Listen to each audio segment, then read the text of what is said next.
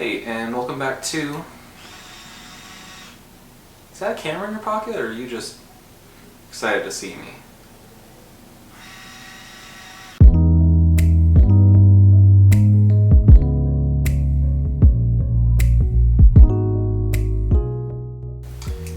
This is the Olympus Stylus Infinity Zoom 70 Quartzdate. For how small of a camera this is really a mouthful of a name.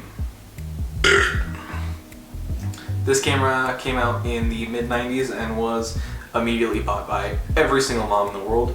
So, you know, they could take photos of their kids while they're at soccer practice. The Olympus Stylus Infinity Zoom 70 Quartzdate is super versatile and is supposedly weatherproof. I've even shot photos of it while being out in the snow. So, the Olympus Infinity Stylus Zoom 70 Quartzdate Zoom has a focal length of 35 to 70, and it's surprisingly sharp. Like, surprisingly sharp. The viewfinder is nice and bright, and you've got, two colors here on the back that let you know if you are in focus and if the flash is going to automatically go. O'Connor. Does it have, can you change the settings or the mode? No, it's 99% auto. The only thing you can change is the flash settings. The shutter speed is between 1 1/5 and 1 1/400th of a second, and it meters for whatever the camera wants to without you. The camera doesn't care about you. And because the camera can go below 1 1/30th of a second, you have the opportunity, or more of the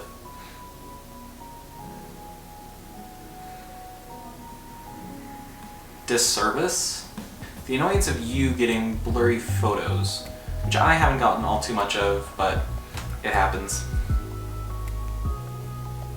The Olympus Infinity Stylus Zoom 70 Quartzdate Stylus Zoom is super easy. All you've got to do is pop open the cover, and you've got two buttons that you care about: your zoom and your shutter release. The camera itself is very finicky, and if you end up accidentally bumping the flash for too long, camera will turn off. If you accidentally move the slide over 1/8 of an inch, it turns off. It's really convenient, when you got that shot, you're just zoomed in, you're ready to go, and then oh boy, you know what I mean? On this bad boy, we've got an aperture of 4.5 to 6.9.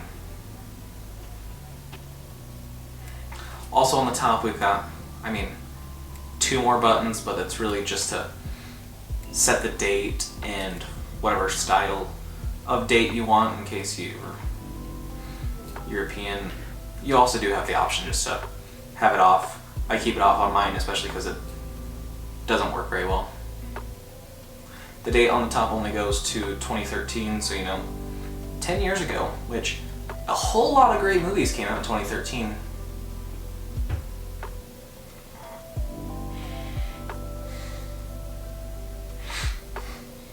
Just kidding, most of these are trash.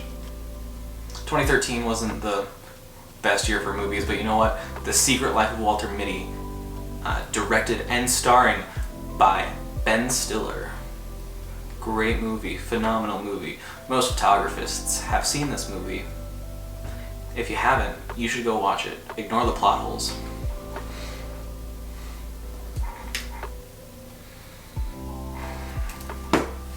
I was going to start that with Blink Award winner Ben Stiller, but he hasn't really won anything. I think he won an Emmy.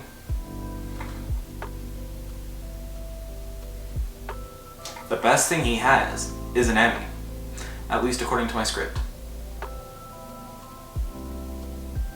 What are we talking about again? Oh yeah, the Stylus Mount Olympus 70 Zoom Quartzdate 70 Instant Zoom. This thing You must be like, oh my god, we're into the video and this guy has talked about dumb movies that came out in 2013 more than this dumb camera. You gotta come look at the amazing Olympus. You know, look at that fancy juicy insides. How juicy is it? It's juicy.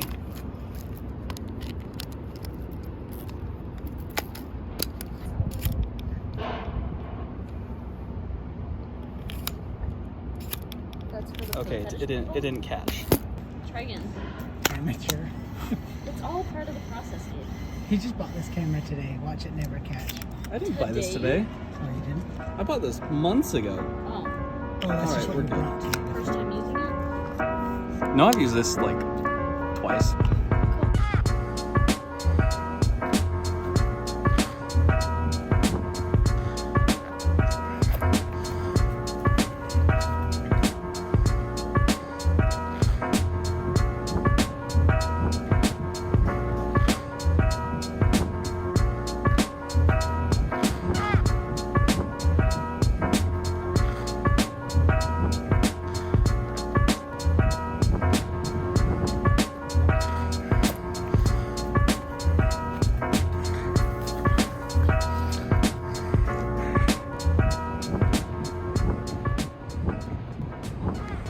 You guys excited to come down here? Super duper. Is Derek being slow? Yeah.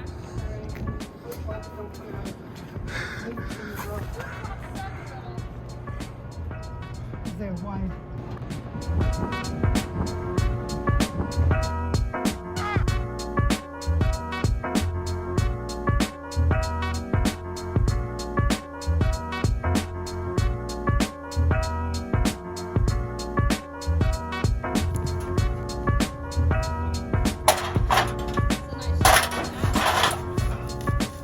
That's what we're here for. No, we're good.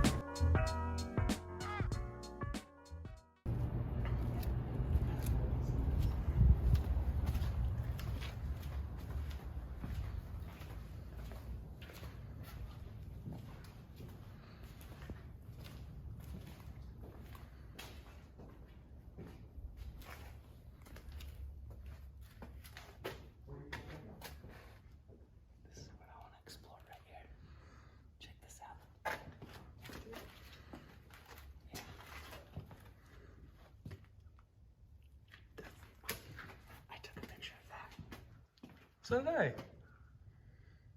That's cool. Nope.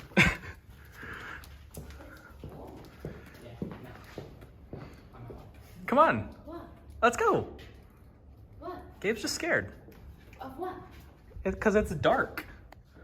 Oh, did my flash turn off? Oh, my flash did too.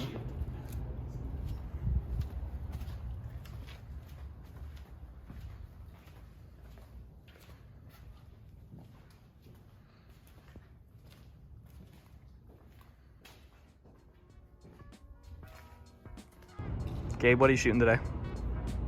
Contact 670. What you shooting over there? I like it. After exploring this abandoned courtyard building place, surprisingly enough, we didn't get killed, murdered, died, kidnapped, or, you know, worst of all, checked Kodak's recent film prices. And after that, we moved on, but not before getting a lot of cool photos of the inside. And almost dying by ghosts.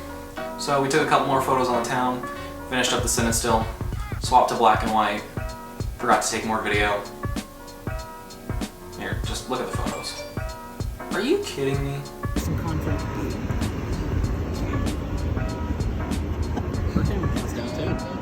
That one does? Really? Yeah, can you rewind it? That's cool. No, that, Yeah, I guess. it's I guess that's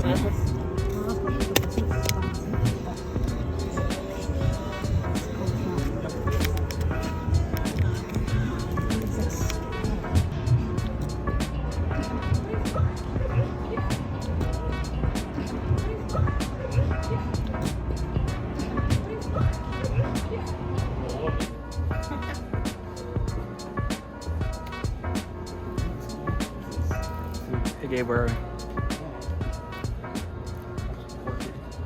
You don't work here. So we stumbled into a very Christian-approved tattoo shop, which, you know, the workers were really nice enough to let us wander around for a little bit. You see how many crosses on the wall? They love God here. After that, we wandered around a little bit more until either one of us ran out of film or died. And I definitely wasn't running out of film. So, the Olympus Stylus Infinity 70 Zoom Quartzdate 70 Zoom Stylus Olympus. Also, can I get a side of fries and a Coke with that? So, how often am I going to reach for this out of my stupid array of point-and-shoot cameras? Not all too often, honestly. I've got the Kodak Ektar H35, which is a half-frame memory type camera, which I'll take on small vacations and other things like that. So what about when I need a small camera or I need to pack lightly? That's funny, you assume I pack lightly. I can't even pack lightly if I wanted to. Well, for that role, I have my Minolta XT11, which I actually bought this for the reason of it being small, light, and compact. I don't need a point-and-shoot camera to do that for me. I've even got the 45mm pancake for it, which isn't all too small, at least comparative to like the 50mm, but it's small, that's why I have it. It's also really sharp. Like you might cut yourself on it.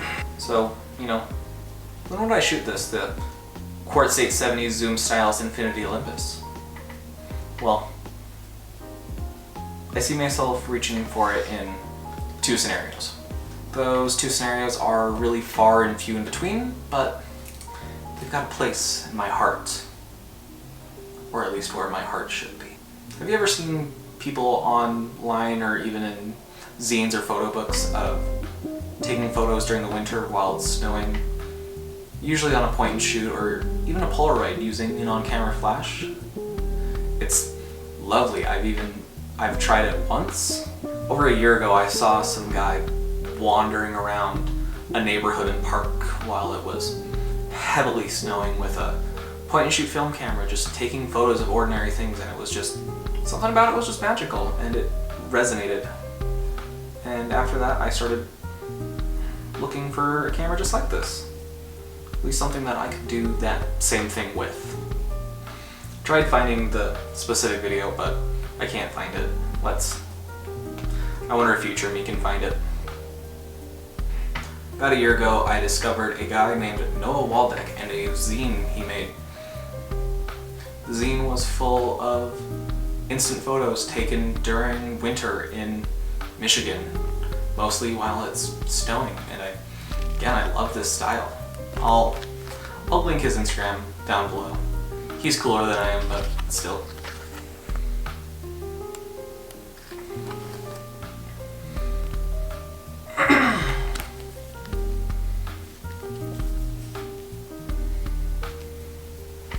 I got this thing last year right as winter was ending, and so I only got to use it during one snowstorm, which I took a ton of photos. I think it was almost a complete roll of, just, you know, while driving around. Some of them are good, most of them are bad, but, you know, who cares? And I'll absolutely be doing it again this winter. I'm super excited for it. Hopefully a video for it. The second reason would be like an everyday carry type thing, just to take mundane photos of shit like shopping carts. Here's some shopping carts that I've taken photos of. Here's some shopping carts. But I don't see myself doing this all too often, and I honestly haven't. I've done this probably a couple days after I got the thing, and that was about it. So, what's the use for this thing? I don't know. It's fun, and it has surprisingly sharp glass. And fat ass. So, what's the use for this camera? I really don't know. It's fun, and it has surprisingly sharp glass. I need some sharp glass.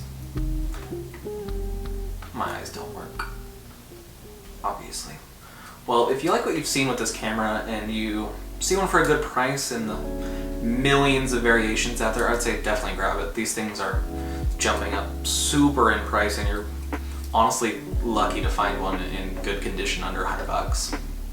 Especially for the 35mm fixed lens versions, which I don't have. Like I said, there's a good amount of variations, like too many to count, and I couldn't honestly find a complete list. If you find these special editions for a really good price, you should definitely get them. They're stupid expensive.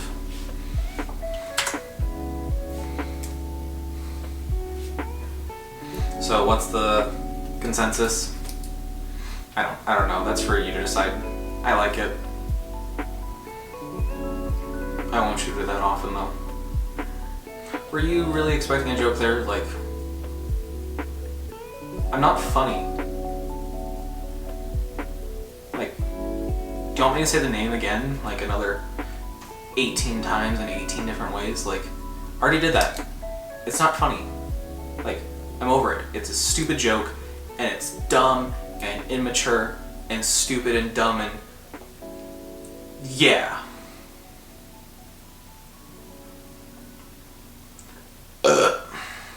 Camera go